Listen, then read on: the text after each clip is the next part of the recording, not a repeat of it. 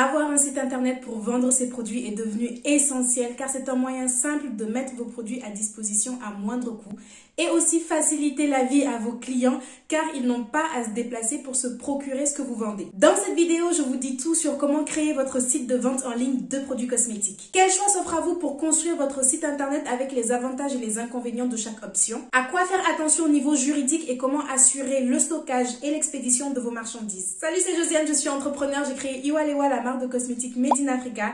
Ici, je partage mon parcours afin de bâtir une communauté où nous pourrons évoluer tous ensemble en productivité, self-esteem et business. Avant de rentrer dans le vif du sujet, vous êtes peut-être déjà au courant, mais j'ai lancé il y a quelques jours mon offre d'accompagnement personnalisé. Si vous avez un projet de création cosmétique, mais avez du mal à trouver vos fournisseurs, ne comprenez pas exactement qu'est-ce que la réglementation européenne exige de vous, ou vous avez tout simplement du mal à construire votre stratégie de lancement de marque, je peux vous aider. Plus d'informations sur ce que je vous propose via le lien vers mon site internet que je vous laisse en barre de description. Comment lancer son site de vente en ligne de cosmétiques? Sans plus tarder, c'est parti pour la vidéo. Première étape, définir votre identité. Si vous êtes arrivé au stade où vous voulez créer votre site internet, c'est que vous avez déjà créé vos produits ou du moins vous savez quels produits vous allez vendre. Donc c'est aussi que vous avez réfléchi à vos valeurs et à votre identité visuelle. Parce que effectivement, c'est cette identité qui va faire comprendre à vos cibles ce que vous voulez transmettre. C'est cette identité qui va faire ressentir les émotions que vous voulez que vos cibles ressentent. Ce travail de design et de recherche d'identité, il n'est absolument pas à négliger. Et là, selon les ambitions et les objectifs de votre projet, vous ne devez pas hésiter à investir de l'argent, faire appel à un professionnel qui vous a montré ses précédentes réalisations,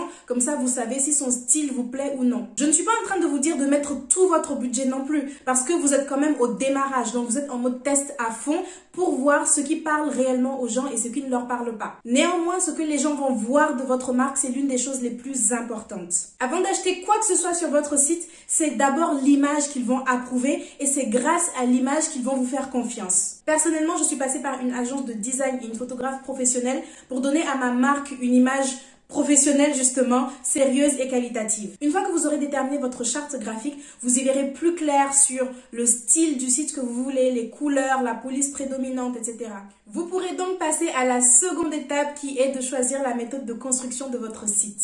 Pour créer un site commerce en 2021, il y a moult possibilités. La première, c'est de passer par un développeur qui, à partir du brief d'un designer, va vous construire votre site. L'avantage de passer par un développeur, c'est que vous avez un site à vous avec ses propres spécificités. Vous devez payer l'hébergement de votre site, la prestation du développeur, mais après, vous n'aurez pas forcément de frais mensuels à payer à chaque fois. L'inconvénient majeur que j'ai ressenti de ma propre expérience avec un développeur WordPress, c'est que je n'avais pas une totale autonomie de tous les changements qu'il y avait à faire sur le site. Moi qui ne sais pas coder, si je devais faire des changements un petit peu poussés sur le site, je devais faire appel au développeur à chaque fois. Heureusement, il ne me faisait pas payer, mais j'entends souvent d'autres créateurs dire que à chaque changement, on leur envoyait la facture. En plus, vous devez attendre qu'il fasse ce qu'il y a à faire, sachant qu'il a d'autres clients aussi, donc peut-être un calendrier prédéfini. Du coup, si votre problème est urgent, ce n'est peut-être pas l'idéal. La seconde solution est de passer par un web designer qui s'y connaît autant en code qu'en design. Ici, l'avantage clair, c'est que vous passez par un seul intermédiaire. Ça fait vraiment gagner du temps plutôt que de passer par un développeur qui n'a pas de notion en design, à lui dire « Ah non, mais c'est pas exactement la bonne couleur, j'aimerais que ce soit plus à droite. » Au moins, le web designer, il sait exactement ce que vous avez décidé en design puisque c'est lui-même qui l'a fait. Ensuite, vous avez un site unique qui vous ressemble, qui vous appartient. L'inconvénient, entre guillemets, qui peut valoir autant pour le web designer que pour le développeur, c'est que ça peut revenir plus cher. Mais d'un autre côté, si on parle de bons professionnels, les prix peuvent être justifiés. Je m'explique. Comme je le disais tout à l'heure, moi je suis passée par une agence de design pour la création de mon logo, de ma charte graphique. J'ai fait appel à la même agence pour la création du design de mon site qui a finalement été construit par un développeur partenaire de cette agence en question. Au départ, ça m'allait très bien, mais au fil du temps, j'ai commencé à me rendre compte que mon site n'était pas du tout optimisé pour le référencement ou il n'était pas du tout pensé pour de l'acquisition ou de la fidélisation client. C'est un peu comme si mon site internet avait été conçu comme ça, sans tenir compte d'une quelconque stratégie marketing. D'un côté, quand vous lancez votre activité, c'est tout à fait normal de ne pas avoir de stratégie marketing gagnante, 100% parfaite, parce que vous ne savez pas à l'avance ce qui va marcher ou non. C'est en faisant constamment des tests sur le marché que vous allez apprendre et roder votre stratégie. C'est bien de commettre ses propres erreurs et d'apprendre sur le tas, mais si j'étais passée par un professionnel qui ne se contentait pas de construire mon site de façon opérationnelle, mais m'aidait également dans la stratégie en m'enseignant juste les bases, les principes fondamentaux du référencement naturel, Est-ce que je n'aurais pas gagné du temps? J'ai remarqué que certains web designers et développeurs facturaient plus cher parce que eux, justement, vous proposent de construire une stratégie d'acquisition client forte. Du coup, ce que vous leur payez devient un investissement parce que ça va vous rapporter beaucoup plus avec les ventes. Selon moi, il faut avoir fait l'erreur de payer un professionnel pas trop cher qui finalement construit bien le site de façon technique mais sans réelle stratégie derrière pour voir la valeur de ce que proposent d'autres prestataires. En conclusion, est-ce que je recommande vraiment au démarrage de mettre 3 000, 5 000 € dans un site internet? Franchement, à voir. Déjà, si vous en avez les moyens et que vous avez la preuve que le prestataire est très bon, qu'il va vous construire une stratégie au top, ça peut vraiment vous faire gagner du temps et de l'argent. Je suis la première à recommander de travailler directement avec des professionnels. Mais d'un autre côté, et dans ce cas spécifique de la construction d'une stratégie d'acquisition client, je pense qu'il est aussi important de tester vous-même votre marché, de faire le maximum d'erreurs pour vous rendre compte de ce qui marche le mieux pour vous. C'est ainsi que vous allez reconnaître le prestataire qui vous est le plus adapté et surtout que vous allez même pouvoir lui donner des indications claires sur ce que vous attendez. Donc ici, moi je pense plus sur le fait d'arriver sur le marché, de faire le maximum d'erreurs, donc d'apprendre le plus possible et une fois que vous avez repéré ce qui marche réellement, là vous mettez de l'argent pour avoir un maximum de résultats. À part le développeur et le web designer, vous avez une troisième option pour construire votre site qui est de passer par une plateforme payante et personnalisable comme Shopify, Squarespace, etc. L'avantage de ces solutions, c'est que c'est vraiment très facile de prise en main. Vous pouvez faire votre site tout seul et très vite, même si vous n'y connaissez absolument rien. Ensuite, il y a des outils marketing et de référencement qui sont préconçus, donc vous pouvez les intégrer très facilement. L'inconvénient, c'est que ce sont des solutions qui sont payantes au mois et que la plateforme peut prendre des commissions sur vos ventes.